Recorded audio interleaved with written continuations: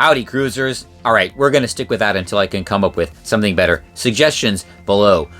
All right, the current drama of the week. And number one, I am super excited by this because I finally get to wear my MSC hat. I have been asking for this for quite a while, and MSC, you came through.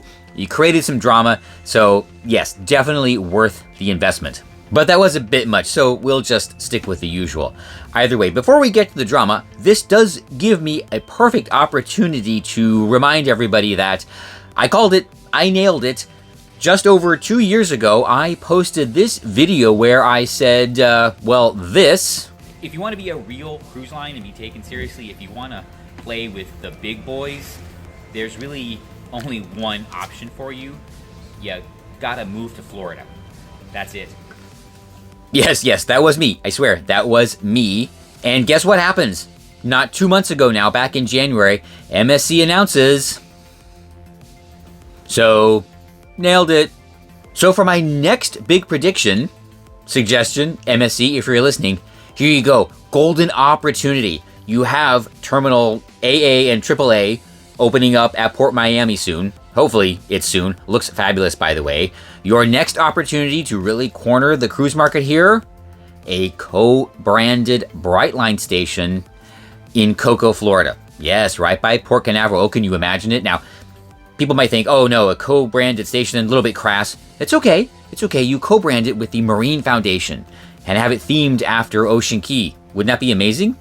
All right, there you go. Free idea. Okay, free idea. We both know what I want from this, right? All right, on to the drama. I'm sure all of you have heard about the situation with Ben and David on their recent sailing aboard MSC World Europa, where they, I guess, kind of got into trouble for taking footage aboard the cruise. And it seems, because I watched the 2 videos that they made, they were having a great and a grand old time, but apparently something happened and they decided to leave the ship. That's certainly their prerogative. And they made a video about it, the one we're talking about right now, explaining kind of what happened and why they decided to leave the ship. And their reasoning is good. I mean, if they can't take video, then, maybe they don't need to stay.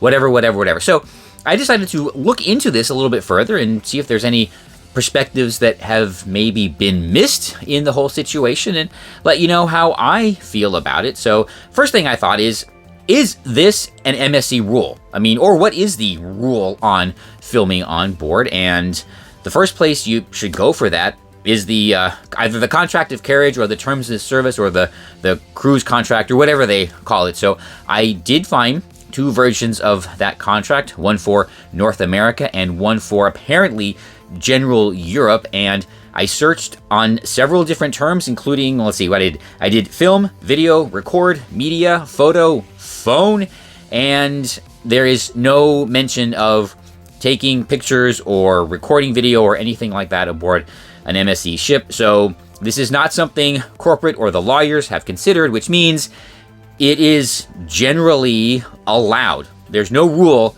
at least in the contract, that they can point to that would prohibit them from what they're doing or from what they were doing. But there is certainly more to the story, and there must have been something very specific about this situation because, as they were correct to point out, there are plenty of videos from MSC ships all over the world, including MSC World Europa. So social media posting and everything like that is nothing new. And what precipitated this particular incident? Well, I don't know. Let's think about that. I guess the first prevailing theory is that MSC is afraid of negative publicity, perhaps even given their track record. If you look, I think the previous MSC video was not too glowing. But here's the thing. Let's be honest. MSC should be accustomed to unflattering reviews. They are improving a lot. I can attest to that. From my first sailing on MSC Seashore, 3 years ago now, or 2 years ago now, all the way through my last MSC sailing on MSC Magnifica. Their product and their operations have improved, well, dramatically. And let's be honest, unflattering videos, it's not unique to MSC. And what Ben and David said about their previous MSC cruise, honestly, is no worse than the weekly video about a carnival cage fight or how Norwegian is stealing the cruise fare from a family. So, I don't know. Bad press, there's a lot of it to go around. And in this case, if that was the concern, yes, they chose the absolute worst way to handle it. Which makes me wonder if this was something that was brought to headquarters or not, and for guidance or anything like that, because I would hope that somebody at headquarters is a little more media savvy in handling these situations. I'll bet the social media team at MSC is a little, well, let's just say they broke open a couple of bottled wines over this. So cruise lines, or any business really, if you are concerned about the message that a creator might be spreading, don't do that. Do this instead. Just go and find a handsome, affable member of the staff who can engage in conversation with the guest and find out if there's any issues. How is the sailing going? Is there anything that needs to be addressed or corrected? And let's be honest, if they do see a creator and they might be worried, while we do appreciate that most of the creators do end up paying for these voyages themselves and aren't really bound by any, language specified. I think we all expect that if the company, sees this, they're going to try and tilt things in their favor. That we can't really do anything about, if the bottle of wine or champagne magically appears in the stateroom with a thank you from guest services. Oh well, just make sure it's not cheap champagne and we're good.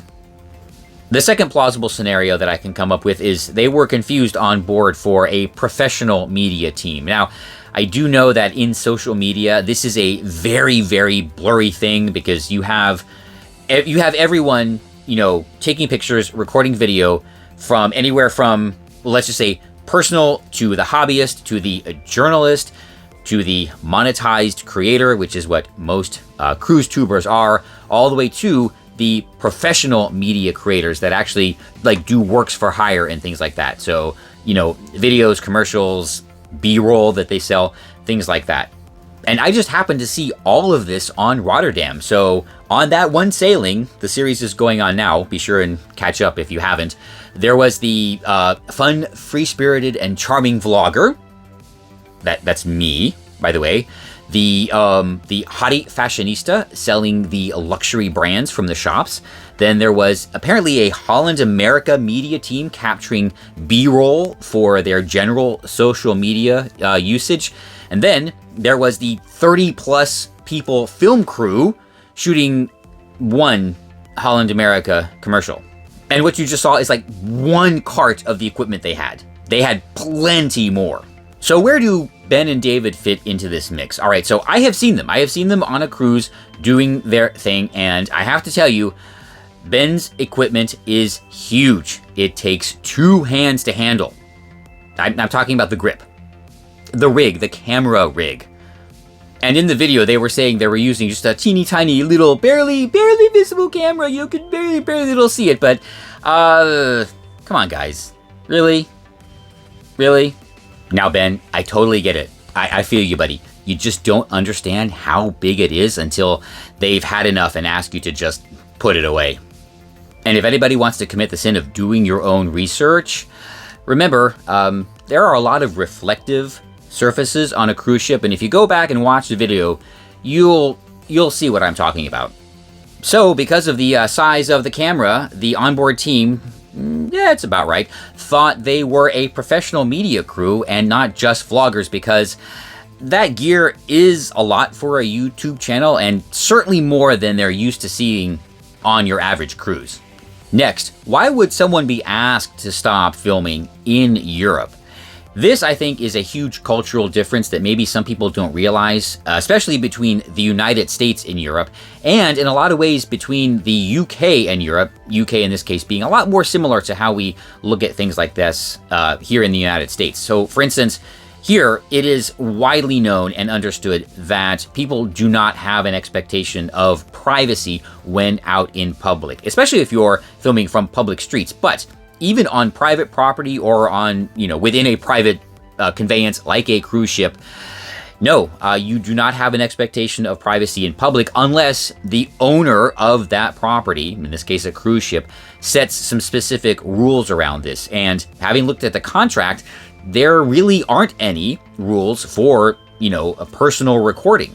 But in Europe, it is very different. Privacy is a huge thing over there, and they do look at this as a much more specific issue. So, fun fact, dash cams are illegal in a lot of places across the continent. And even if they are legal, there are a lot of restrictions on how they can use, what type of footage they can gather, and apparently in some cases whether or not dash cam footage can even be used in court because it might have recorded the offending driver even if it proves your innocence.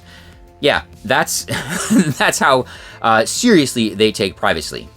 Then there's also the somewhat legend about the lack of Google Street View in Germany, which is somewhat true, but somewhat not true. I think a bit of an overreaction. And yeah, so if you have ever heard that there's no Google Street View because people might be in the shot, yeah, kind of true, but kind of not true. And then we get to the GDPR, or the General Data Protection Regulation, which basically makes any personal information, including your image, your personal data, which you can control. Now, here's the thing. The reason this is coming out today and not last night is because I spent a while trying to figure out how this applies to social media and whether or not the burden is on the poster, the company, the person whose image it might be in. And one thing I did learn is the bureaucrats in Europe are just as clueless and incompetent as the bureaucrats over here. So I guess we do have that in common. Either way, it seems that 5 years later, nobody really knows the answer to this question. I read some postings from, various law firms, and they're like, meh, maybe not, we'll see. So yes, there's definitely a lot of confusion still on this subject. By the way, if you are a privacy attorney in Europe, can you please just let everybody know what the deal is? Because of course, in a boon to the would-be authoritarian, the rules are subject to interpretation.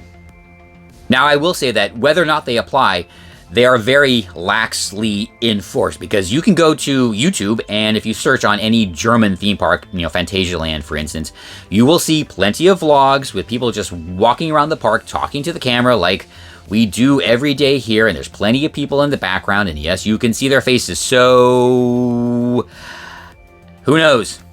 But here's the thing, and I say understandably, this is something that a corporation probably just does not want to deal with, because a professional-looking film crew might be associated with them, which means they might be the controller of the data, which brings on a whole host of new regulations and liability should something actually go wrong. Now the question becomes, why such a harsh reaction, and why so swift? Except they did mention that there were some rumblings leading up to this, but apparently from 1 minute to the next, they were told no filming, no pictures, not even on your phone, which is, yes, what everybody else is doing.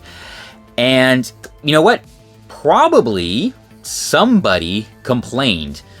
So this was in Yacht Club in Europe, and here's the thing. You never know what kind of old world Templar type character you might be dealing with in that situation. Somebody who misunderstands the rules, misunderstands GDPR, might have reasons not to have their picture out there, and threatened legal action against MSC. So MSC just wanted it to stop. Do I think this is the end of vlogging on a cruise ship? No, I don't. I think this was a very specific situation, and there had to be something very specific that precipitated it, because things went sideways very, very quickly. And yeah, I'm not really worried, and especially since I do the vast all of my sailing out of North America, where this just kind of isn't a thing. Which means, Ben and David, I have the perfect solution for you. You are always welcome in Florida.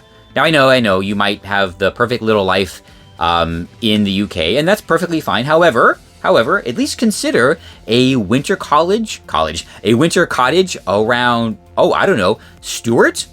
That means you have 5 different cruise ports that are a little more than a train ride away, and let's be honest, half of you people seem to be in Florida anyway.